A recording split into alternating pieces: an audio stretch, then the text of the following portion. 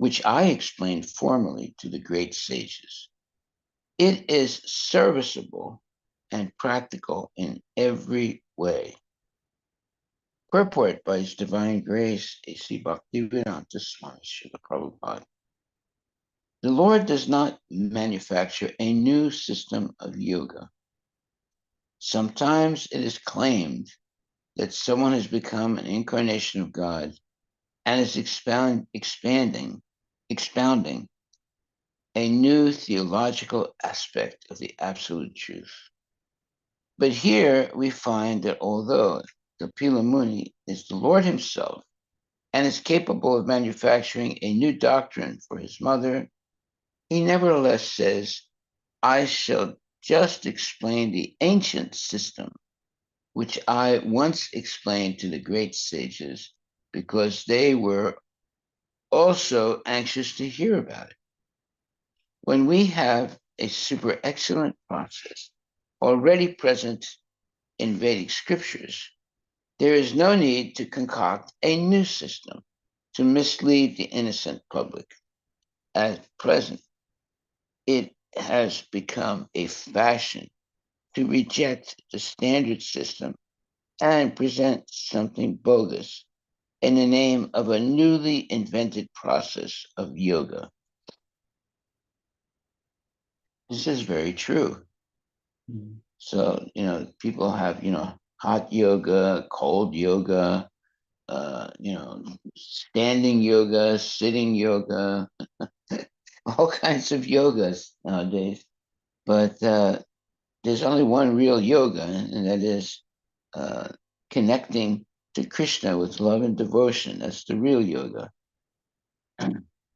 But there are many other types of yoga, Ashtanga yoga, and all kinds of yoga.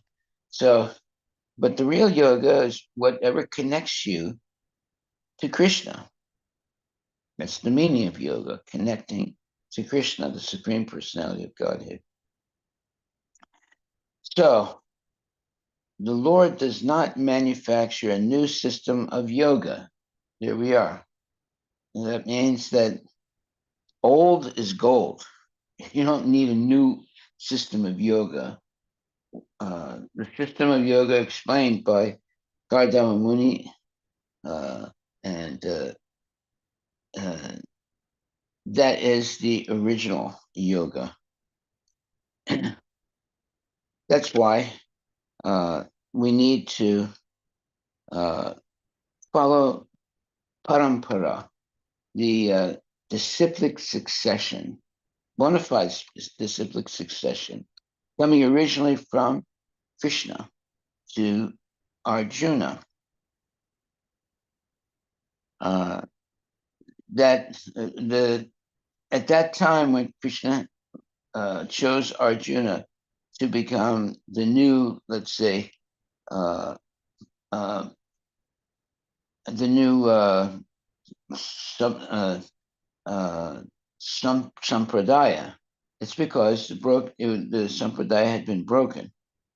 And so Krishna reestablished it and chose Arjuna to be the pallbearer, or to be the one who reinvigorates the correct Sanatana Dharma. So everything deteriorates over time.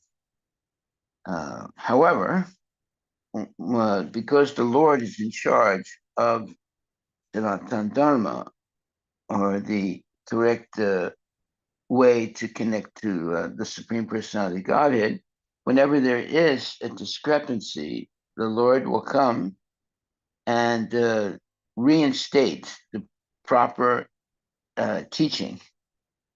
And in the time of Arjuna, that disciplic succession had been broken. So Krishna chose Arjuna to be the new, let's say, bearer of the Sanatana Dharma. So it says here, the Lord does not manufacture a new system of yoga. Every day, someone comes up with some new system of yoga hot yoga, cold yoga, yoga, and no yoga. But there's only one yoga, and that is what is explained by Krishna to Arjuna. The Lord does not manufacture a new system of yoga. Sometimes it is claimed that someone has become an incarnation of God and is expanding a new theological aspect of the absolute truth. But here we find that although Kapila Muni is the Lord himself and is capable of manufacturing a new doctrine for his mother, he nevertheless says, I shall just explain the ancient system which I once explained to the great sages because they were also anxious to hear about it. When we have a super excellent process already present in Vedic scriptures, there is no need to concoct a new system to mislead the innocent public. At present, it has become a fashion to reject the standard system and present something bogus in the name of a newly invented process of yoga. This is a wonderful purport, and this is the truth. That's why we say old is gold. Whatever was established by Krishna doesn't need any new interpretation or a new speculation about it. We should simply follow what Krishna taught Arjuna 5,000 years ago. That way we don't make any mistakes. Okay. And that's why in the purport it says, the Lord does not manufacture a new system of yoga. Sometimes it is claimed that someone has become an incarnation of God and is expounding a new theological aspect of the absolute truth. But here we find that although Kapila Muni is the Lord himself and is capable of manufacturing a new doctrine for his mother, he nevertheless says, I shall just explain the ancient system which I once explained to the great sages because they were also anxious to hear about it. Okay. When we have a super excellent process already present in Vedic scriptures, there is no need to concoct a new system to mislead the innocent public. At present, it has become a fashion to reject the standard system and present something bogus in the name of a newly invented process of yoga. Well, that's what we should be very wary about. These so-called new pundits that think that they have come up with a new system of yoga or a new interpretation of Shastra, etc. We should simply rely on the parampara system of the cyclic succession and not deviate from the original teachings that Krishna gave to Arjuna. At the time that Krishna spoke to Arjuna, the cyclic succession had been broken. That happens sometimes because everything deteriorates over time. But because Krishna is in charge of maintaining Sanatana Dharma, he appears and or he he gives the Shakti to someone to reestablish the original truths of Vedic knowledge. Therefore, we don't need a new type of interpretation, which will certainly be some kind of speculation. We simply have to maintain the original let's say, words that Krishna spoke to Arjuna 5,000 years ago. That is the perfection of yoga. And by the way, it's not a physical exercise. Yoga means connecting to God. And the best way to connect to God is through devotional service, not through certain uh, monkey like uh, postures that one can do. Uh, uh, Real yoga has nothing to do with posturing. Real yoga is when we actually develop love and devotion for Krishna and engage in devotional service for the Lord. This is something that should be, let's say, uh, something that cannot change. It has to be maintained properly. We don't need some new process. We simply have to maintain that process, which has been proven to be correct through the ages.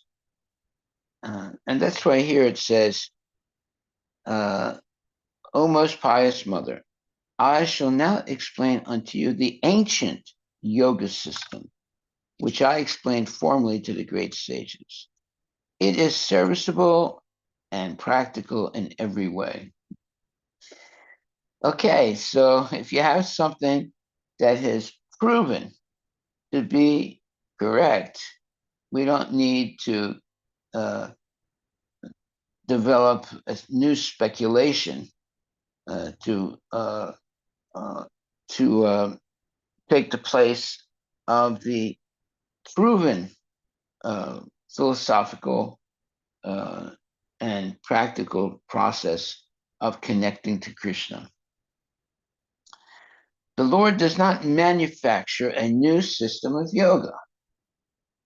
Sometimes it is claimed that someone has become an incarnation of God and is expounding a new theological aspect of the absolute truth.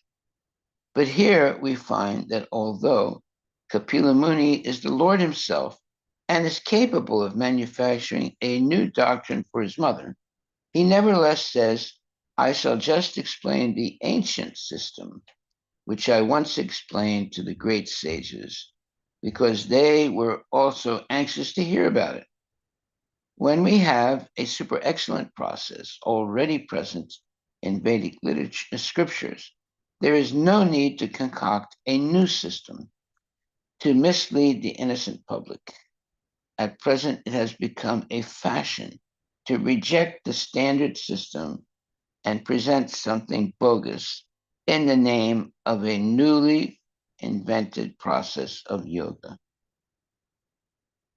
So once Prabhupada was asked uh, uh, about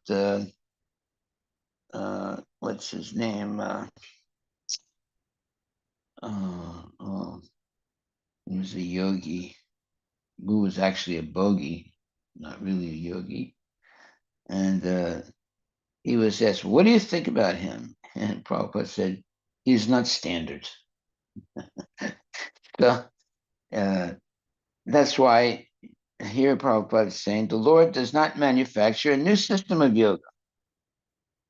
So we don't need, hot yoga, cold yoga, uh, you know, chair yoga or this yoga or that yoga. We just need the we don't need a new manufactured yoga. Yoga means connection to God. And the most significant connection to God is through love and devotion offered to the Lord without any material motive. And that's what's being taught in here by uh, Kapila Muni.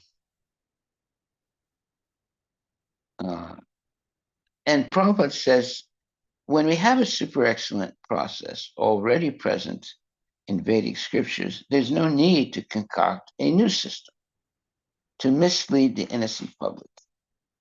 At present, it has become a fashion to reject the standard system and present something bogus in the name of a newly invented process of yoga. There it is. Okay, so that's why there is parampara, the disciplic succession of bona fide representatives of Krishna consciousness. Uh, no one, no, like when Prabhupada came, he didn't present something new. He presented the original teaching that Krishna gave to Arjuna 5,000 years ago. Uh, and because of that, it became very popular. The people didn't, people saw that what Prabhupada was giving was bona fide, and it was validated by the parampara. He did not uh, create something new. He never said he created something new. He said simply that he's repeating what was taught originally. Krishna spoke the principles of yoga 5,000 years ago. And when Prabhupada came recently, he spoke the same thing. He did not create something new. And that's why here Kapila Muni is saying, O most pious mother, I shall now explain unto you the ancient yoga system, which I explained formerly to the great sages. It is serviceable and practical in every way. Yeah, if something works, you don't have to invent something else. If it's not broken, you don't have to fix it. Put it like that. And that's why it's in the purport it says, the Lord does not manufacture a new system of yoga. Sometimes it is claimed that someone has become an incarnation of God and is expanding a new theological aspect of the absolute truth. But here we find that although Kapila Muni is the Lord himself and is capable of manufacturing a new doctrine for his mother, he nevertheless says, I shall just explain the ancient system, which I once explained to the great sages, because they were also anxious to hear about it. When we have a super excellent process already present in Vedic scriptures, there is no need to concoct a new system to mislead the innocent public. At present, it has become a fashion to reject the standard system and present something bogus in the name of a newly invented process of yoga. It's a beautiful purport by Prabhupada, and it's the absolute truth. But for someone to come along and say, I have a new twist to the philosophy of Krishna consciousness, that should be rejected right away.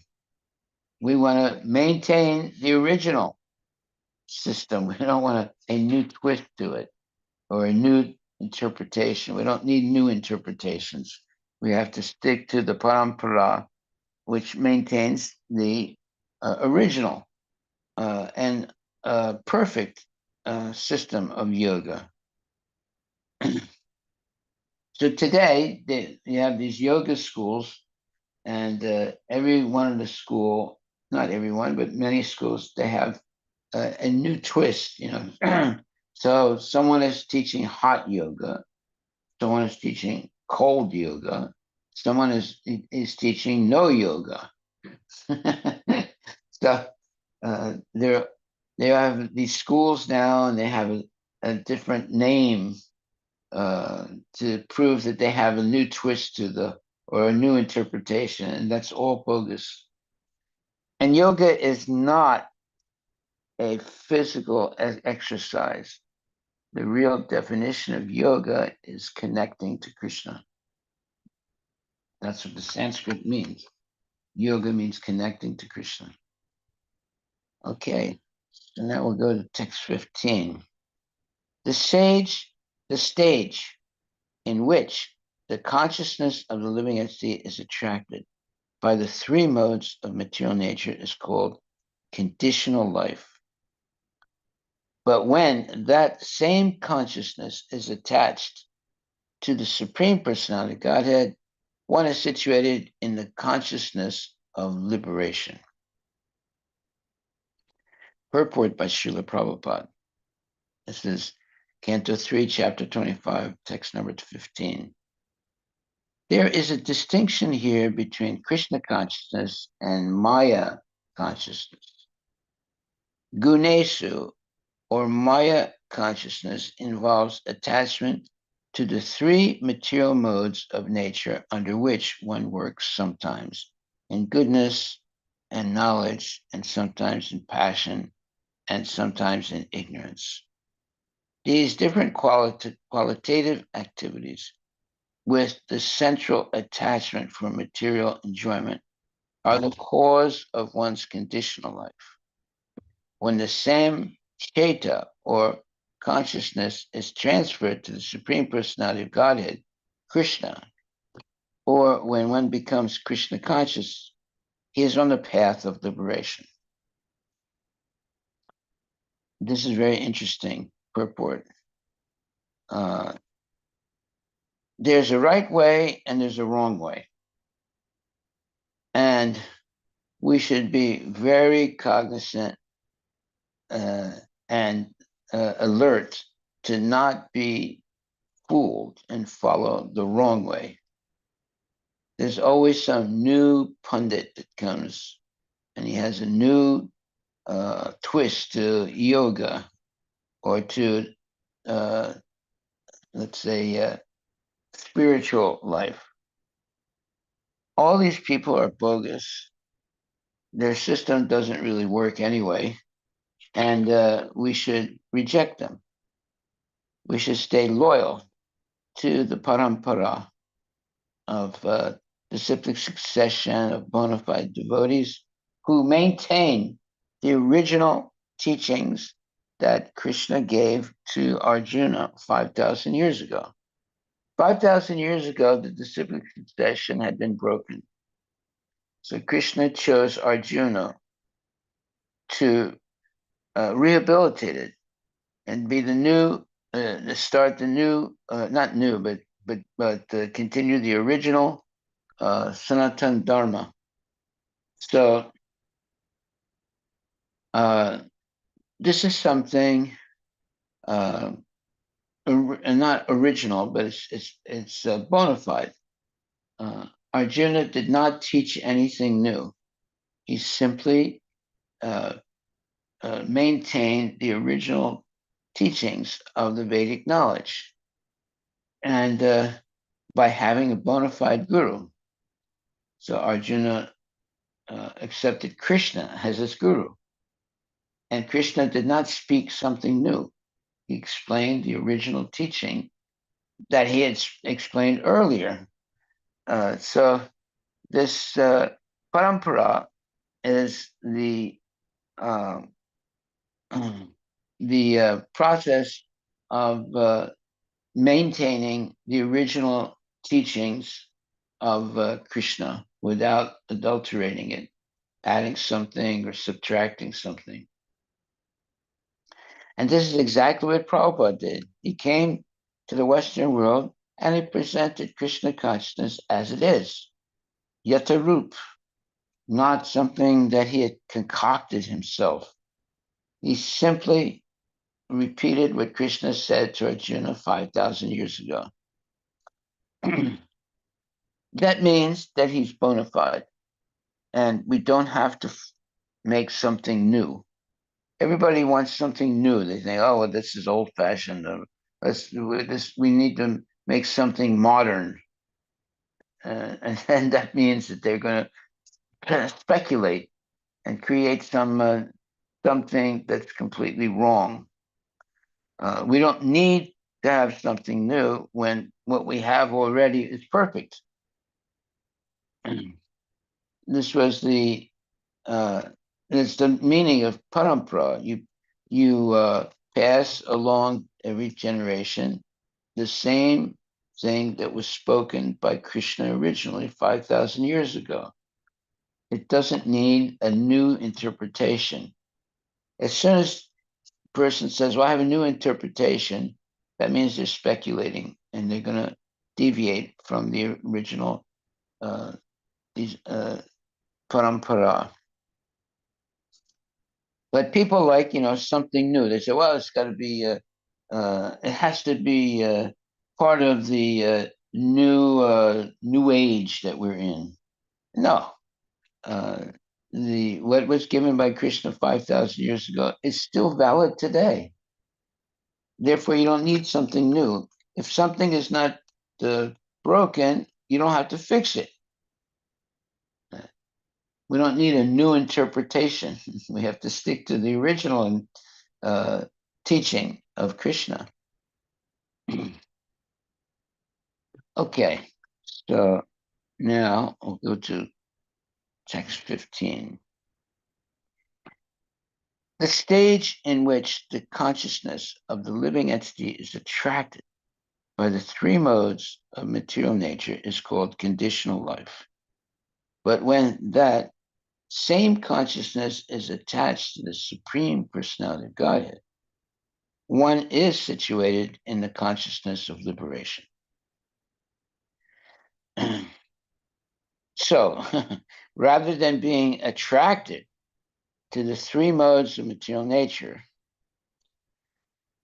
and being in conditional life, we should develop our consciousness of Krishna and be situated in the consciousness of liberation. Purport. There's a distinction here between Krishna consciousness and Maya consciousness. Gunesu, or Maya consciousness, involves the attachment to the three material modes of nature, sattva, rajas, and tamas, right? Under which one works sometimes in goodness and knowledge, sometimes in passion, and sometimes in ignorance. These different qualitative activities with the central attachment for a material enjoyment are the cause of one's conditional life. When the same cheta or consciousness is transferred to the Supreme Personality of Godhead, Krishna, or when one becomes Krishna conscious, he is on the path of liberation. Well, that means that we do not have to speculate something new. We simply have to maintain the original teaching that Krishna gave to Arjuna 5,000 years ago because it is the absolute truth. It doesn't need adding or subtracting. It needs to be maintained as it is. That's why Prabhupada says, Bhagavad Gita as it is. That means that he's not giving a new interpretation. He's simply presenting the original teaching that Krishna gave Arjuna 5,000 years ago. Now, it requires a lot of, let's say, integrity to present the original teaching without adulteration. It's easy to say, well, I have a new system, and that will mislead people. But it's much more, let's say, valid to maintain the original system that was taught by Krishna to Arjuna and not deviate from it. People deviate because they want to be famous. And they say, well, I have a new interpretation. But not, we don't need anything new. We need what was originally spoken by Krishna to Arjuna. That's the proven truth. And for many, many years, people have followed this and attained liberation from cycle of birth and death.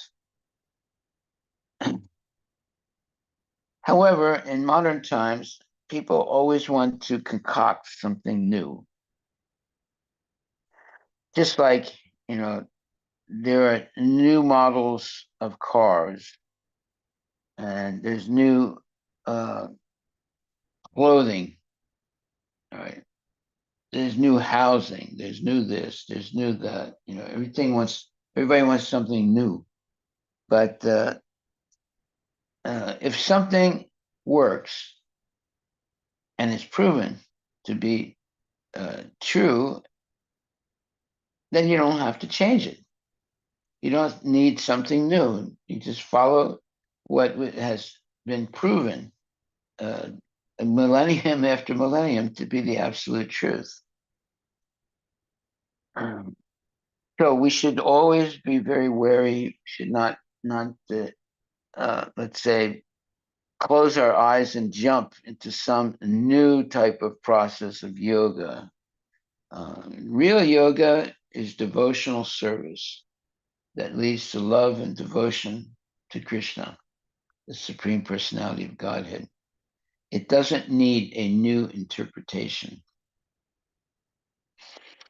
Okay. And Prabhupada starts his statement. He says, there's a distinction here, and that means text 15. There's a distinction here between Krishna consciousness and Maya consciousness. Gunesu or Maya consciousness involves attachment to three material modes of nature, under which one works sometimes in goodness and knowledge, sometimes in passion, and sometimes in ignorance. These different qualitative activities with the central attachment for material enjoyment are the cause of one's conditional life. When the same Cheta or consciousness is transferred to the Supreme Personality of Godhead, Krishna, or when one becomes Krishna conscious, he is on the path of liberation. So there are many, many concocted philosophies today, and people are duped or cheated, and they follow this so-called philosophy and ends up a catastrophe. Just like uh, Jim Jones, look up Jim Jones. He was a um, so-called prophet, and he had a large following.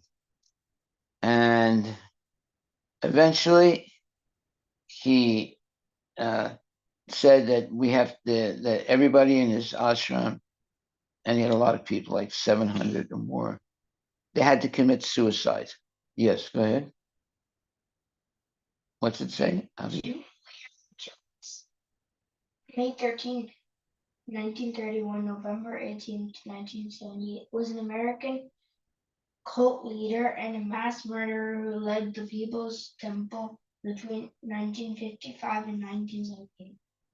In what Jones termed revolutionary suicide, Jones and the members of the Inner Circle planned and orchestrated mass murder-suicide in his remote jungle commune at Jonestown, Guyana,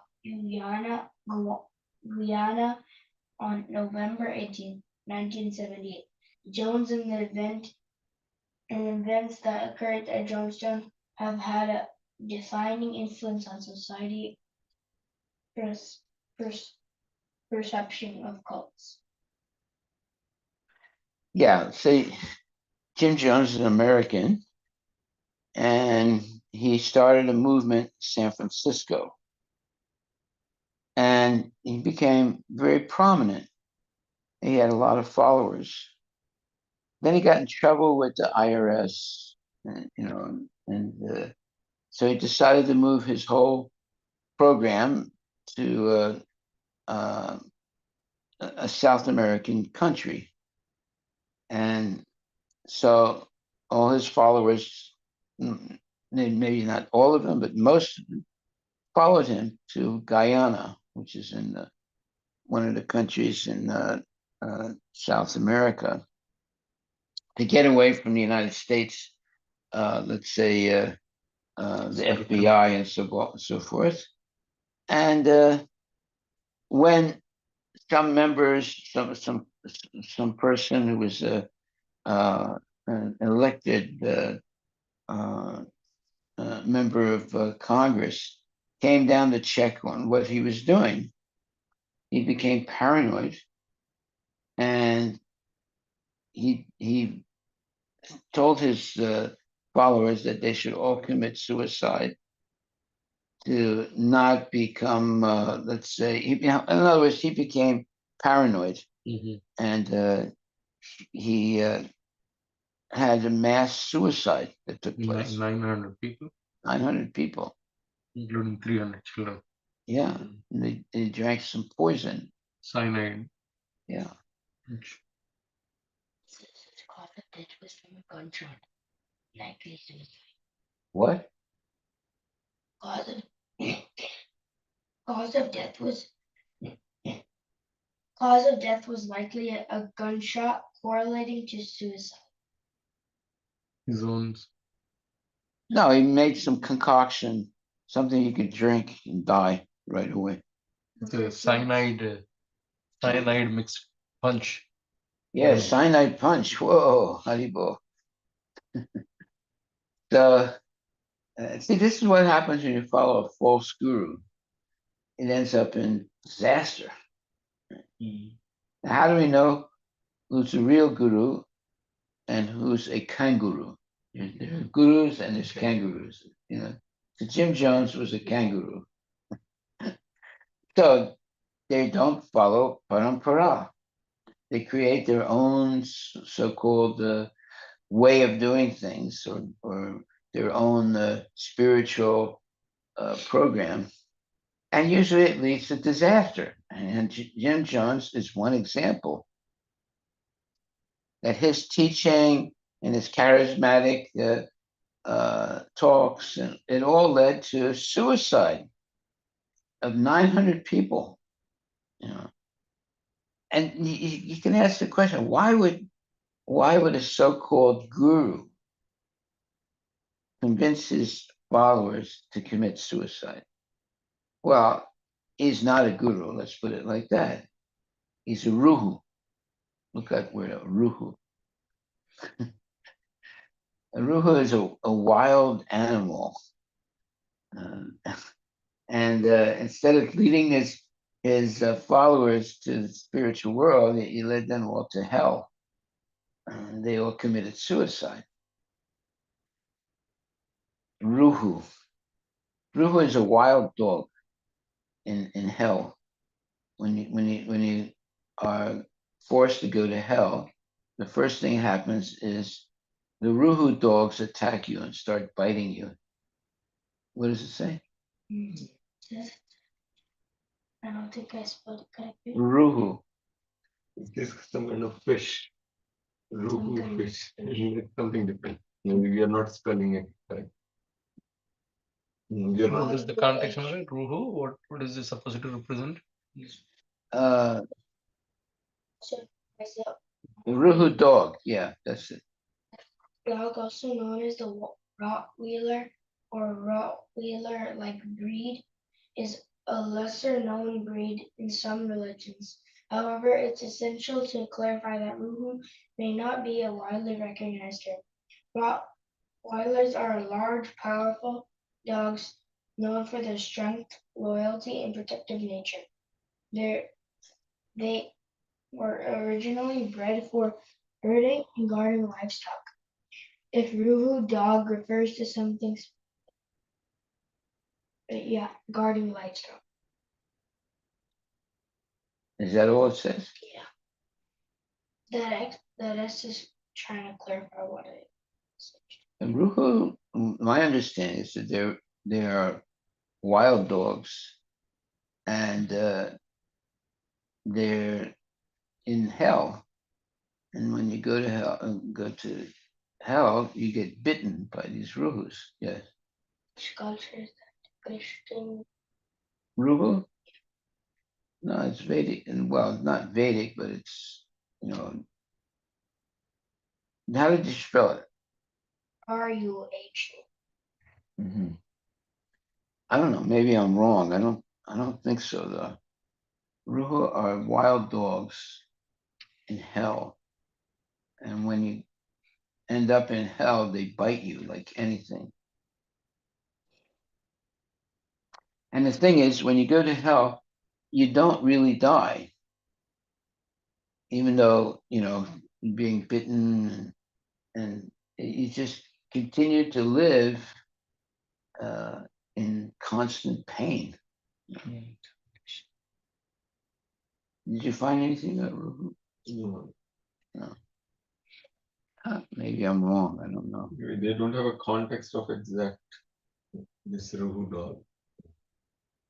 Well, because it's not something that it's something that's in hell. It's a creature that's in hell. What I asked, is there a dog called Ruh Yeah. in hell? And so it said the Ruh you're referring to may relate to a folklore or mythology, possibly from Pacific cultural narratives. In some contexts, particularly in Islam beliefs, the term ruh, which means soul or spirit in Arabic, might be associated with spiritual concepts or entities. However, there isn't a widely recognized dog called a ruh specifically associated with hell in major religious texts. Yes. So the Ruhus, they are part of some kind of historical animal that's in hell. And when you go to hell, you get bitten by these Ruhus.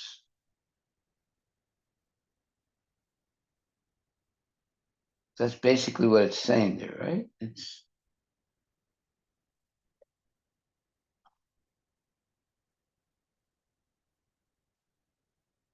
and then you got something there in chat. Uh, Chat GPT. Ruhu dog. Yeah, what's it say? I'm not finding anything. You're not finding anything. When I search for ROHO,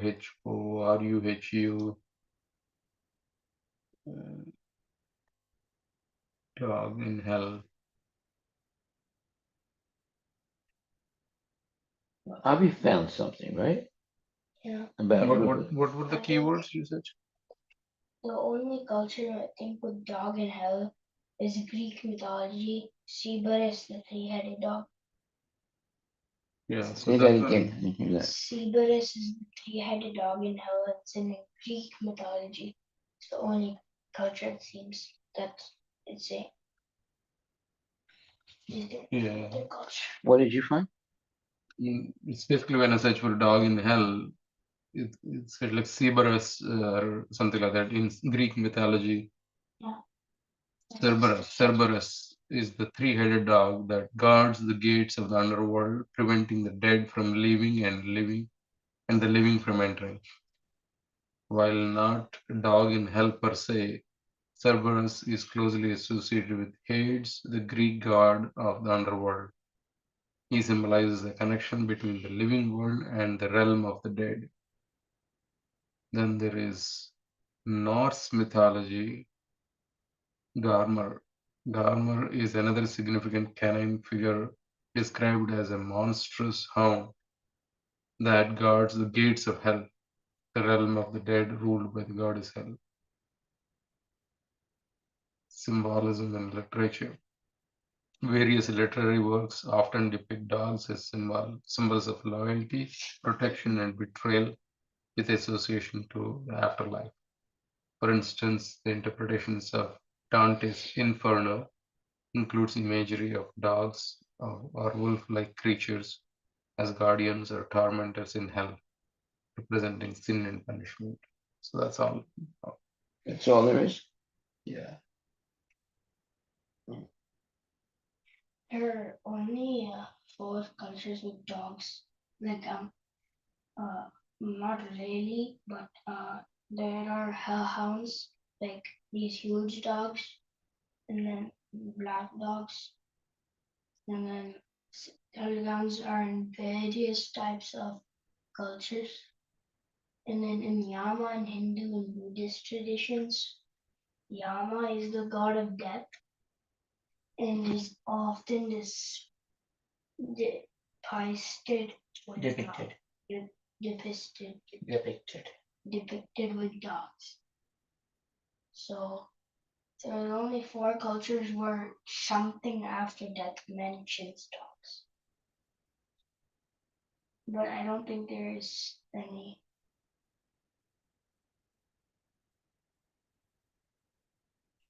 Is it some Arabic or what is the any other context you can give, Maharaj?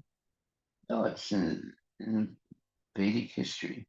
You have these wild dogs in hell.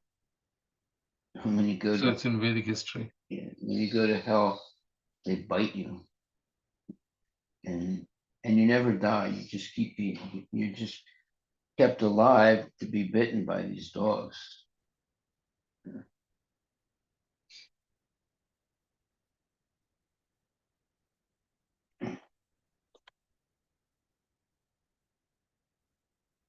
That is hell. You're continually being bitten by dogs, wild dogs. Punishment in Naraka. In the descriptions of the Naraka, Vedic hell, various forms of punishment are depicted where sinners might be tormented by wild dogs. There it is. The Garuda Purana provides detailed accounts of the different hells and the beings that inhabit them, including dogs that inflict suffering on those who have committed sinful acts. This aligns with broader theme in many cultures where dogs are seen as scavengers and symbols of lower instincts. Symbolism of wild dogs. In a broader philosophical context, wild dogs in Vedic texts may symbolize uncontrolled desires and base instincts that lead to suffering. So apparently it's in there and a little bit in the Garuda Purana. Okay. So it exists, these wild dogs in hell. And when you go to hell, you get bitten by them continually. It never stops. Hare Because Krishna Maharaj. Yes, Mataji. yes, go ahead. Yeah, so in ChatGPT, it says in Vedic and Hindu cosmology, the concept of hell features various forms of punishment for sins committed during one's life. There are many detailed descriptions of the different types of hell, each corresponding to specific action or moral transgressions.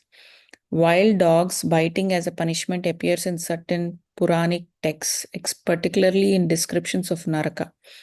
One of the Narakas, known as Raurava, is said to be filled with fierce wild animals. The Naraka's name is Raurava Maharaj, and it is said to be Okay. Raurava. Raurava Okay. is said to be filled with fierce wild animals, including wild dogs who torment the souls of the sinful. These creatures are often depicted as instruments of divine justice, punishing the souls who have committed acts of violence, deceit, or betrayal. The belief is that these torments are temporary. Once the soul has endured its punishment, it may eventually be reborn into another life.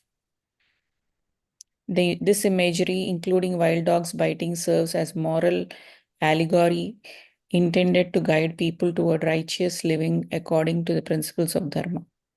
In Vedic literature itself, direct references to wild dogs in the context of hell are not frequent. However, later Puranic or post Vedic texts elaborate on these themes to convey moral teachings. Okay. So there are wild dogs in hell. According It's to Raurava. Raurava. wow. Oh, okay. That's the name? That's the dogs, or the wild dogs. Okay. Raurava hell. And that's the name of the Naraka. Yeah, that's the Raurava hell. Filled with Okay. The only name that mentions who is in the Mahabharata, During the final journey of the Pandavas to the Himalayas, they encounter a dog that follows them. At the end of the journey, that when they reach the gates of heaven, the dog is not allowed to enter. However, the Pandavas refuse to enter heaven without the dog, demonstrating their loyalty and adherence to Dharma. So, there's no only mention of a dog called Ruhu. Does it say Ruhu? Ruhu or Ruhu? But they don't let them into heaven, right? Yeah.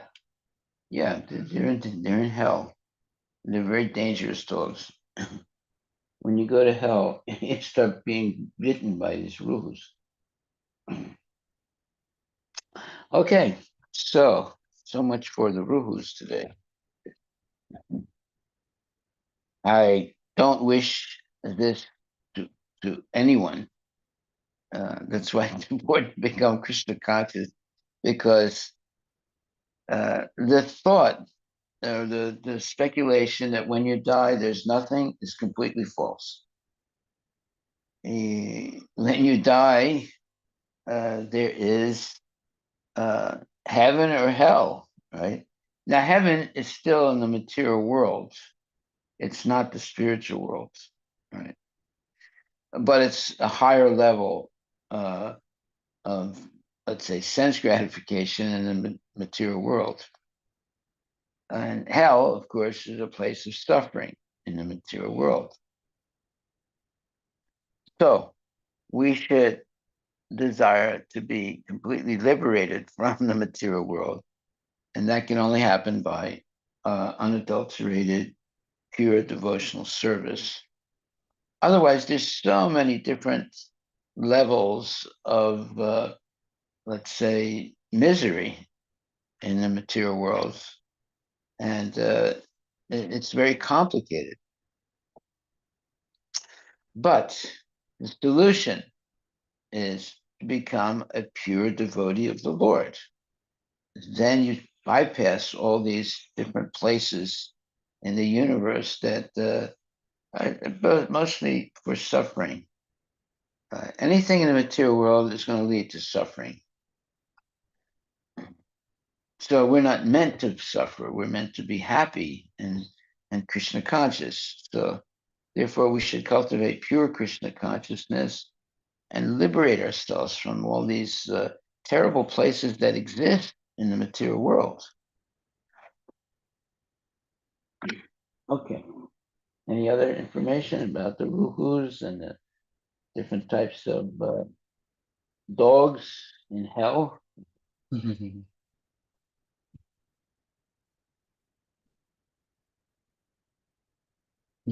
Okay, thank you very much. And we will stop with the ruhus, or the dogs in hell. So here it says that the Maya consciousness involves attachment to the three material modes of nature, under which one works sometimes in goodness and knowledge, sometimes in passion, and sometimes in ignorance. These different qualitative activities, with the central attachment for material enjoyment, are the cause of one's conditional life. When the same Cheta or consciousness is transferred to the Supreme Personality, Godhead, Krishna, or when one becomes Krishna conscious, he is on the path of liberation. So that is what we should try and follow, the path of Krishna consciousness, and avoid all these different problems that exist in the material world. And there are these wild dogs in hell that will bite you continually. So you definitely don't want to go there.